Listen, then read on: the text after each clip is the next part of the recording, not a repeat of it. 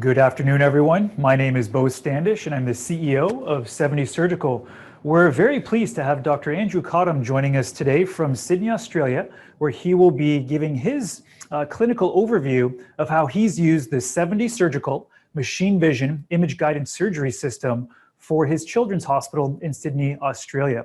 I'm talking to you from Toronto, Canada, and our colleague, Dr. Andrew Cottam. Dr. Cottam, if you could turn on your webcam there, he's calling in from Sydney, Australia, and I can also see we have participants, Dr. Cottam, from not only Australia, Europe, United States, and Canada. So this is truly a global presentation this afternoon. Thanks very much for that introduction, Bo. I'm Andrew Cottam. I'm a pediatric deformity surgeon here in Sydney. As you can probably tell, I'm a Brit. I've done a lot of my training in the UK and now find myself in Sydney. So good morning from Sydney and good evening to those on the east coast of the United States and Canada and slightly later in Europe. Thanks very much for the opportunity to tell you about our experience using the 7D navigation system at a children's hospital. And I guess this is a collation of all the surgeons who have been using it at the hospital, our experience of it and how we find it works best for what we want to do. So I've got no disclosures to make. So we're going to just look at a bit of the background about navigation first and why we ended up using it. So the reason we wanted, very simply, to have a look at a navigation system at the children's hospital was because we did not have any navigation options. Most of the surgeons are well versed with some of the other products on the market that require intraoperative CT scanning. And for obvious reasons, in the children's hospital, we were very hesitant about employing that technology with the radiation doses on our entire pediatric patient group. We thought the 7D might work well because the vast majority of our cases are open deformity cases. And our end goal really was just to improve accuracy and, in the long term, obviously improve patient safety as well. As I said, the low radiation aspect of it was the real clincher for us to look at this system. I'm just going to, if you'll forgive me, bore you with a few slides regarding some of our radiation concerns, because we went from a system with 5 surgeons all using a freehand technique with obviously no intraoperative or significant intraoperative radiation to a navigation system. So we looked into in quite a lot of detail about how much radiation our children would be getting and whether that risk and benefit weighed in the right direction. So clearly all navigation systems require a preoperative CT or some sort of CT scan. And the beauty of this system was that we were able to develop a low dose CT scan, so it absolutely minimized the amount of radiation that our children were getting. So again, the slightly boring bit, which I think is quite important, is if you want to look at how much radiation you're giving a patient, one of the best ways is to try and calculate the effective dose of radiation.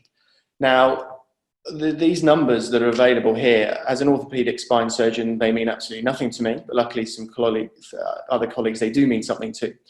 And it's available at the end of most CT scan reports. And the most important number for this purpose is the DLP, which is the dose length product. And once you find that, you can times it by tissue factor, which is based on the location that you're scanning. So the abdomen, for most of our patients, the thoracic and the lumbar spine. And you times it by that factor. And what the end product is, it gives you a figure in millisieverts, which is the effective dose of radiation you're giving the children. So in our low-dose CT protocol that was developed along with our radiology department, we were able to get that dosage down to 1.1 millisieverts. Now, just to give you an idea how that compares, a conventional CT scan of the thoracic spine is a whopping 10 times the amount of radiation, and a conventional CT scan of the lumbar spine is 15 times that amount. And we were still getting good enough accurate data from that to be able to navigate intraoperatively. So we've stuck with that low-dose scan. And to put that in perspective, the low-dose CT scan compares very favorably, or in fact, pretty much the same to a standard 3-foot whole spine X-ray. So we felt that risk-benefit ratio weighed up in the right direction, that we felt we weren't moving from a system with no radiation, but giving essentially children one extra X-ray was acceptable to us for the improvements in potential improvements in safety and accuracy with some intraoperative navigation. So I'll just run through our brief experience of our experience of the 7D system over the last 9 months. In total, 5 surgeons in our hospital have used it. The numbers are about a month old now, so we're now nearly done 40 patients and probably 600 screws. But the pathologies are nicely split between 13 of those 32 initial patients were idiopathic, 8 syndromic, and 11 neuromuscular. The age range of patients is from the age of 7 to 16. And we've used it in a variety of deformities as well, scoliotic deformities, kyphotic deformities. We've used it to help ourselves get really good anchor points in growing constructs. And we've also used it in revision surgery with partial fusions, etc., and all with good effect. We've used it to instrument the cervical spine and all the way down into the pelvis. So I'm just going to run through a few steps that we've changed the way we do things to use this intraoperatively. They're not big steps, but I think they're crucial steps to get it all working well. So we position our patient entirely normally. We haven't changed anything to do with that. They're normally prone on the Jackson table. We prep and drape completely normally, and we expose the spine exactly as we would normally. The next step, which is absolutely key, is getting a level check. So we use a standard AP-II X-ray to do that. We expose, try and find T12, L1, and put a pedicle marker in and get an X-ray. We would normally do that X-ray anyway. That was part of our practice beforehand. Now, the 7D system is good. It's not magic. So you do need to tell it exactly where you are and get that right. And once you've got that right, things flow pretty well from there. We then, and as I'm sure we're going to go into some detail later about exactly how it works, but you've basically got to register. You put your clamp on, which is the array, and you've got to register some levels of the spine to the preoperative CT scan. We've found best that you can easily register 3 levels at a time, block or segment registration in the thoracic spine, where there's pretty limited movement between those vertebrae. But down in the distal lumbar spine, probably from L2 distally, we've found in those slightly more mobile segments that it's more useful to register each individual vertebra at a time, and that certainly improves the accuracy. We check our accuracy pretty regularly when we're instrumenting the spine. We check it between sides, and particularly sometimes if we put a screw in or when we've tapped the pedicle. Some movement sometimes can take the accuracy off, but a quick flash flicks of the registration system sorts that out very quickly. So as I said, we've changed our workflow to accommodate the 7D, and actually the system we've come up works pretty well. We found having a really detailed preoperative plan works very well. I know lots of surgeons will plan in detail their scoliosis surgery anyway, but we've gone to the extent of, you'll see this preoperative plan on the screen now. Those yellow vertebrae, the levels that we know we're going to clamp and register and put the array on. We find that putting the clamp facing the feet works best at every level, apart from if you're instrumenting the sacrum or the pelvis, where clamping it on L5 and facing the head tends to work better. So what we do is we've got a level check, we know where we are, we put the clamp on the first place. So for example, if we were putting the clamp on T11, as you can see there, our next stage would be to register that segment 3 levels. So we'd use the navigated probe to put dots on the laminar of T10, the spinous process of 10, and the contralateral laminar of T10. And then we'd move down and do the same at 11 and the same at 12. We'd then register that and we'd be ready to navigate. And I've got a little video to show you in a second of that happening. The biggest way we changed our workflow is, rather than putting screws in as we go, we cannulate each pedicle, we tap the pedicles, and then we put wax in those pedicles and move on to the next level. And the reason for that is, traditionally with a freehand technique, we would have done our facetectomies to help our screw placement. But we've found that the 7D system, if you give it as much bone on the back of the spine to look at, it really helps improve accuracy. And by avoiding taking away any of that bone until later in the procedure, you really make things much easier with the navigation. So we tend to move from distal to proximal bilaterally up the spine, cannulating those pedicles. And then after that, we would do our facetectomies or any releases, any posterior column osteotomies that we were going to do. And then just before correction, we would fill the screws in, have them ready to go, normally from proximal to distal. This is just a very quick video, which I hope works, showing you exactly how we do that. So the first thing I've done there is brought the 7D system in with the machine vision structured light image in over the patient. It's got some helpful laser pointers on to show you exactly where you are, and you need to make sure that it can see both sides of the spine. Sometimes the Langenbeck just for a few seconds while it flashes is useful. I've also moved the light handles out of the way, as you can see, and I'll talk about that later, but you've got to get your surgical lights away. The next stage is to then, as you can see the image that the 7D has taken of the spine. It matches that up to the CT scanner. You can see here that's it's a revision surgery, and we've just taken out some magic growing rods and we were changing this for definitive fusion. What I'm doing with this pedicle, with the navigated pedicle probe, is putting spots on the spine to match with the pre-op CT. So as I said, we tend to go laminar, spinous process, and then laminar on the same level, move down the level below and do the laminar on both sides. We tend to miss out the spinous process underneath the clamp. And then the system registers that, and as you can see, that only takes a few seconds. In total, this process takes under 2 minutes. And then we assess what the system, the accuracy it's got. Generally, lots of green on that image in the top left-hand side is a good sign that the accuracy is going to be good. And then, as you can see, what I'm doing here is I'm checking the accuracy of that pedicle probe. We tend to run it up and down the laminar both sides, checking that it's right on that laminar. And once we've done that and we're happy with it, we're in a position to hopefully start navigating some pedicles, as you can see here. Just a few stats from our cases that we've dug out of the data over the last 9 months or so. We tend to average about 6 registrations per case. We tend to do about 3 flash fixes per case. So those registrations on average have taken less than 2 minutes each. So if you add those up into the whole case, that's an extra 12 minutes during the case, which in a case of a number of hours, I think is entirely acceptable. We do an average of 3 flash fixes a case, and each one of those take 45 seconds, and that's a mini re-registration to take out any of the accuracy that we've found. And sometimes if you move the spine, you do get a little bit of an accuracy, which is entirely sorted out with a flash fix. Interestingly, probably slightly shorter time than we imagined it would be. We tend to navigate, and that's from the first registration to finishing navigating the last screw, for less than an hour and a half per case. And that's over an average of 10 levels and about 18 screws in those levels per case. Have we had any problems with it? The honest answer is no. Again, this is obviously not a powered research study, but our accuracy of screws is very, very good. We've changed 2 screws that we put in with a 7D system intraoperatively. We have carried on doing our normal standard post-screw insertion pre-correction II, AP, X-ray to check screw position. We've changed 2 of those that were laterally placed, but actually having taken those screws out and repalpated the pedicle tracks, the pedicle tracks were good and in the right place. It was surgeon error putting those screws in laterally when we went to fit in the screws.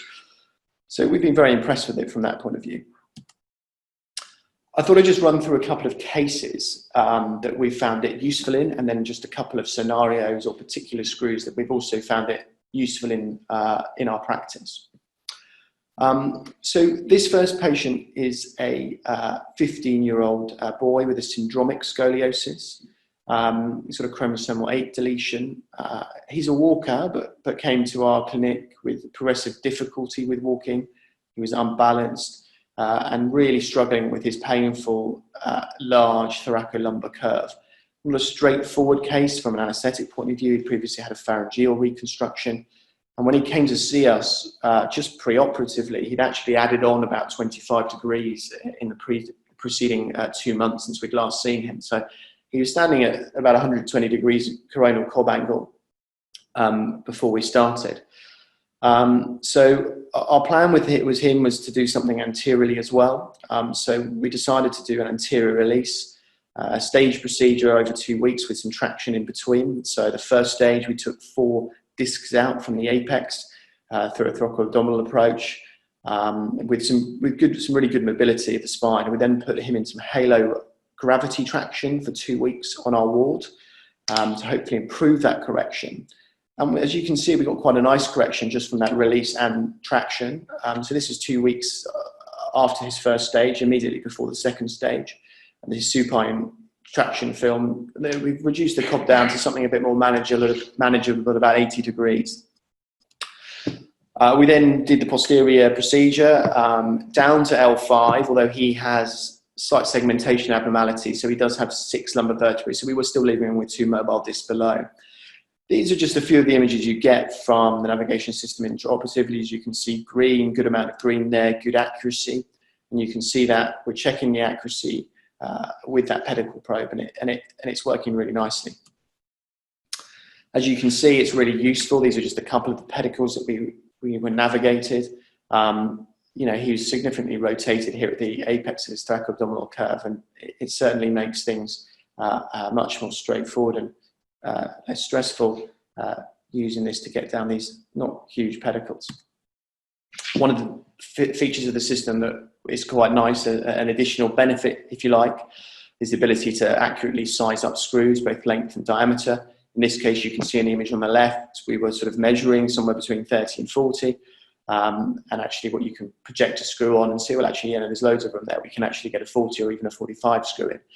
You know, this was on the convexity, and the pedicle felt big when we cannulated and tapped it, and you can actually look on the system and go, actually, you know, it is bigger, it's unexpectedly big, so we could probably upsize this screw if we wanted to from a 5.5 to a 6.5. Just to, and all these little features really help you get the best possible anchor points. And this was his post-operative X-ray a week after his second stage, which, as I said, was only a couple of weeks ago. This is his erect standing X-ray, and considering where he started 3 weeks ago, we're pretty happy with how he's looking. The second case, I suppose, is a slightly more routine case. This is a 13-year-old that came to clinic with a sore but progressive idiopathic curve, a double curve type picture with a bigger lumbar curve. She had a 60-degree lumbar curve and a 50-degree thoracic curve. She had quite a lot of concerns about the pain in her back, but also the asymmetry that she was suffering around her waist area. So I don't have the benders for you, I'm afraid, but we felt looking at this, we could stop at L3 and leave quite a few mobile segments below. One of the nice images you do get is the standard recon image here, and actually when you're going about, once you put all your anchor points in, your pedicle screws in, having this image is a quite nice thing to look at before you go about doing a correction, trying to work out exactly which discs you're trying to level and which places, if you're going to do any compression distraction. It's a nice image to have. In her, we registered 6 levels. Again, these are some of the shots you get intraoperatively from the navigation system, and again, lots of green on that L1 registration means really good accuracy, which was helpful in her case. As you can see, some of her pedicles weren't big, and certainly what we found the navigation does, first of all, the size of the pedicles sometimes shocks you quite how small they are, and if they're big enough, it does give you that confidence to really put good screws into those small places safely. And these are her post-operative X-rays. Again, she's now 6 months post-operatively and doing really well, and very happy with her much improved balance, and she's doing very well. The third case is a neuromuscular case, just showing a few different other facets of the system we've used. So this was a T2 to pelvis fusion. This is a 15-year-old boy, and he's got SMA type 2, and he came to our clinic with really poor wheelchair balance and in a lot of pain, both from his scoliosis, so leaning out the side of his wheelchair, but also leaning forward in his wheelchair, really struggling to do most of his ADLs, and certainly his carers and the parents were finding it really difficult. He had a bit of a whopper curve, 140-degree coronal cod when we started, and to go with that, a 95-degree kyphosis. So we talked about, and we would like to, from purely spine point of view, done an anterior release on him of some description. But in our MDT, we discussed this, and obviously in SMA, staying out of the chest is the best thing to do, probably. And certainly after consultation with our anaesthetic, PICU teams and respiratory teams, we felt that was definitely the right tack. So we did something that we don't normally do, which is a posterior release. So we had a 2-stage procedure. So we did in the first stage, multiple posterior column osteotomies around the apex of that kyphoscoliosis deformity, and then put him in, again, halo gravity traction. He ended up, because of his progressive improvement in halo gravity traction, ended up actually being in that traction for nearly 2 months. And he actually flew through it and didn't manage to get a chest infection, and did really well with that. And as you can see, again, in a much, giving yourself a fighting chance in the second stage, with a much improved position of the coronal cord, but I think more importantly, probably the kyphosis is significantly better. So again, a few shots from his case. We went into his pelvis, and quite difficult anatomy. Found it very useful getting into the pelvis, but also particularly into S1. In these types of patients, often the bone quality is not as good. S1 can sometimes isn't a useful screw to put in. And his bone quality wasn't great, but we were able to use navigation to get into S1 and put some bicortical screws in, which was really useful. Again, and this is his post-operative X-ray, and considering where he started, and we deliberately stayed out of his cervical spine, but we're pretty happy. And more importantly, I saw him just 2 weeks ago, and he's now 7 months post-operatively, and he just came into our clinic as a completely different person in his wheelchair, and I was so happy with the result, which is always really nice to see with these difficult cases. So just a couple of scenarios where we found it really useful. So with these small pedicles, we found it most useful actually not for putting screws in these small pedicles, but for knowing which pedicles not to put screws in. So some of these pedicles are so small that, before the navigation we had available, we'd be doing these freehand, you'd be clearly putting in some in-out-in screws, which of course is a valid technique. But, if you look at these objectively with these CT scans, you can go, well, actually, that pedicle is so small, there's no need to put a screw in every level. And actually, you can say that that's a risky pedicle. The likelihood of having a poor quality screw with maybe a lateral breach or even a medial breach is high. Let's miss it out. And we find that really helpful to do. We've used it in the cervical spine. This was a child we did just a couple of weeks ago with mucopolysaccharidosis, morchios, who had symptomatic occipital cervical instability and stenosis, who had a fusion. He was only age 7.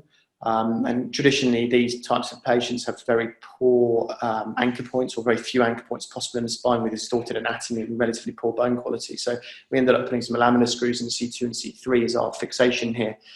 And obviously, in that scenario, when you've got poor anchor points, trying to maximize the safe diameter of a screw and length in that scenario is really good. And the 7D system here really helped us do that. We've also used it for pelvic screws, as I've mentioned already, but for S2AI screws. I think in certainly neuromuscular deformity, if you're going into the pelvis with significant amounts of rotation, putting S2AI screws in isn't necessarily the easiest thing in a freehand technique. And particularly, as I said, with poor bone quality, this does allow you to really get exactly where you want to go. Again, not scientific or objective, but subjectively, I think all the surgeons who've used this feel that compared to their freehand technique, as we're tapping and putting the screws in, our screws do tend to feel better. With this ability most of the time to get isoaxial through down pedicles. We've also used it in revision cases. As you can see, this is the one from the video that I showed you earlier. This is a syndromic case, a girl who, a 12-year-old girl wwho has Rett syndrome, who had some magic rods put in 3 years ago at time for a definitive fusion due to curve progression below the construct. And as you can see, even with the preoperative CT scan done with the magic rods in, which we've then taken out, you can still navigate quite easily. You can pick your points below those rods on the preoperative CT scan when you register to good effect. So have we got any learning points or any issues we've identified? I think the main thing to say is that you really do need to change the way you work to get the best use out of this system. We've always used to wear headlights for operating. The easiest thing to do, to be honest, is to not wear headlights, because any sort of light can interfere with the flash of the machine vision. You have to get in the habit of moving the surgical lights out of the way and bring them back in when you need them. But you get used to that. In the same way, you have to get used to using the navigated probe, keeping your head and hands out of the camera view whilst you're navigating. So you sort of have to lean in when you're concentrating on a pedicle, and then lean your head back for the machine vision to be able to see the navigated probe. And that actually comes after a few cases. You get used to it. As I said, we've changed our workflow by cannulating, tapping and waxing our pedicles before putting all the screws in at the end. That definitely works best. As I said, the level check is key. And we've certainly found that in the most mobile segments, either in the distal lumbar spine or cross segments that you might have done an anterior release on, it's definitely best to register those segments or those vertebrae individually. And if you do that, then accuracy is no problem at all. So the positives that we've found from this system are, it is really easy to use. We definitely don't see it as something that takes away from your freehand technique or any years of built-up skill. We very much see it as an augmentation to that. I don't think it's a system that allows people to do deformity surgery that haven't had the appropriate training in deformity surgery. I think it really is an adjunct to your skills. And that adjunct helps in a couple of things in particular. As I said, it helps you skip those maybe slightly dangerous or risky pedicles. It helps you accurately size up your screws. And as a small point for us in theatre, our theatres are tiny in a children's hospital in Sydney, and it doesn't take up much room. And the fact that the capital costs are going to be, as I expect, lower than other navigation systems is a positive for us. And I think something not to be stiffed at is we found certainly that it really does reduce surgeon stress level, and certainly been at several conferences in the last few years. I think spinal surgeon well-being is something that people are looking into and sort of taking a lot more seriously in the last few years. And I tell you what, it's a lot less stressful day out in the office when you've got something to help you cannulate pedicles. But the key for us is you can do that without having an extra intraoperative radiation. And the other benefit compared to other systems is if you knock the array, something changes, you can just do another re-registration, which takes less than 2 minutes. There's no need for any more radiation. There's no need for a time for another spin. It's really quite user-friendly in that respect. I think to sum up then, for us, it's been a real game changer. In our experience to date, it's proved to be safe and accurate. For us, we find it a really useful adjunct to our previous freehand technique. All the while, most importantly, with no real risks and only benefits probably to our patients because of that complete lack of extra intraoperative radiation. Thanks very much.